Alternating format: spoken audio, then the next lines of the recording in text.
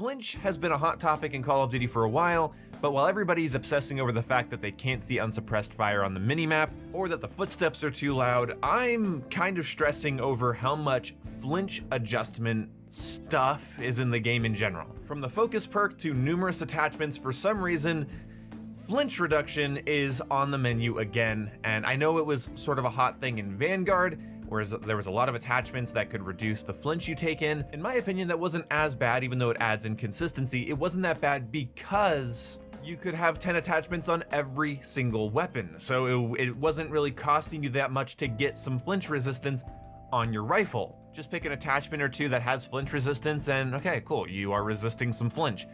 Again, I would prefer that not to exist, but when you get 10 free attachments, it's kind of hard to complain. But you might wonder, why do you not like flinch reduction stuff in a Call of Duty game? And the reason is that it makes gunfights inconsistent and it becomes a crutch.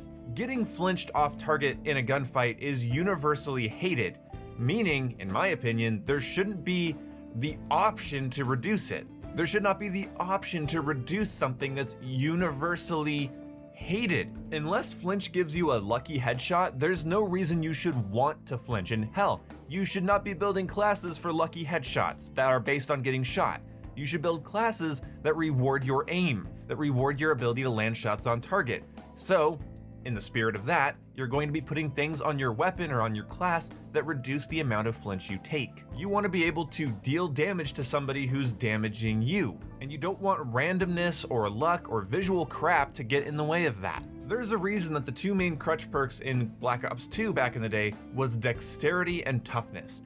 Toughness reducing your flinch, and dexterity allowing you to come out of sprint faster. Everybody wants to leave their sprint faster, and everybody wants to take less flinch. Now with sprint to fire speeds, you might not care too much depending on your playstyle or weapon. If you're planning on mounting a 200 round LMG and guarding a B flag, you probably don't care about sprint to fire.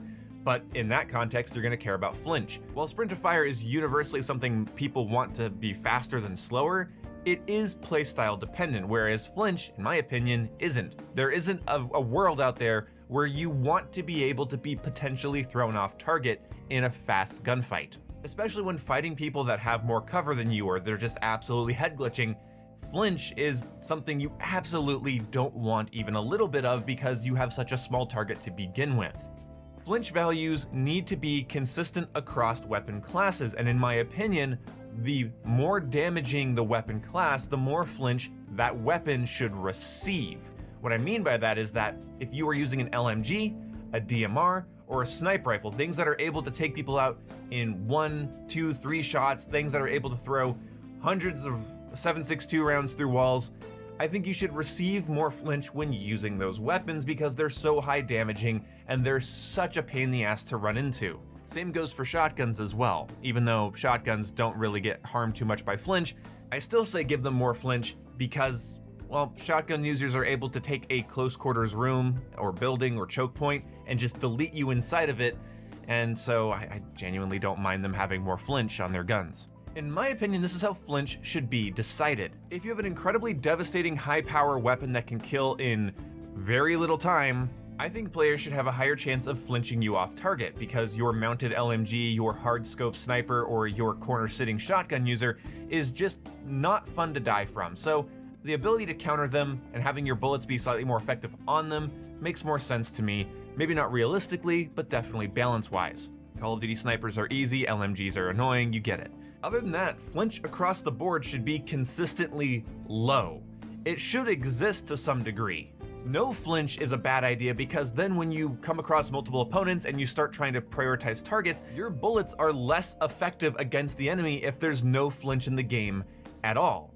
If there's no penalty for getting shot, then every time you're in an engagement against somebody with a higher DPS weapon, you just die. Anytime you have to fight multiple opponents and you're getting hit markers on both of them, it won't matter. They're still zeroing you because your bullets are just less effective because they don't cause flinch.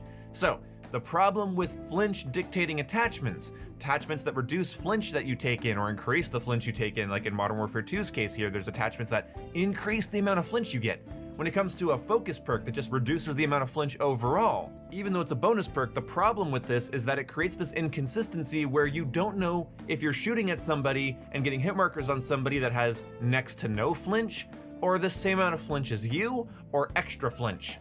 Meaning how much their flinch or lack thereof is interfering with the gunfight is sort of up in the air. Nobody really knows. You could fight 3 people with no flinch resistant perks and you start getting hit markers and you kind of guarantee your kill because they don't have any flinch resistance, so as you're shooting them, your bullets are extra effective. Then you fight somebody that has a bunch of flinch resistance and it feels awkward, it feels tanky, it feels like you got the hit markers, but your bullets were less effective against them than the last 3 people you fought. This makes the game feel less consistent. If you start shooting people first and winning gunfights, that makes a lot of sense to you, and then you start landing shots first, somebody has a higher DPS weapon with flinch resistance, they take you out. Hopefully this makes sense. Basically, it's hard to gauge what your bullets are doing to people. You don't have a subconscious image in your mind of what your enemy is seeing when they're getting hit, because you don't know how many flinch resistant attachments or perks they have stacked onto their loadout. This means, unfortunately, some people you hit marker are more affected than some of the other people you're hit markering, and while it's not the end of the world and Call of Duty is a very fast time to kill, so not every single gunfight is affected by this, but it's inconsistency for the sake of why have inconsistencies in your COD game?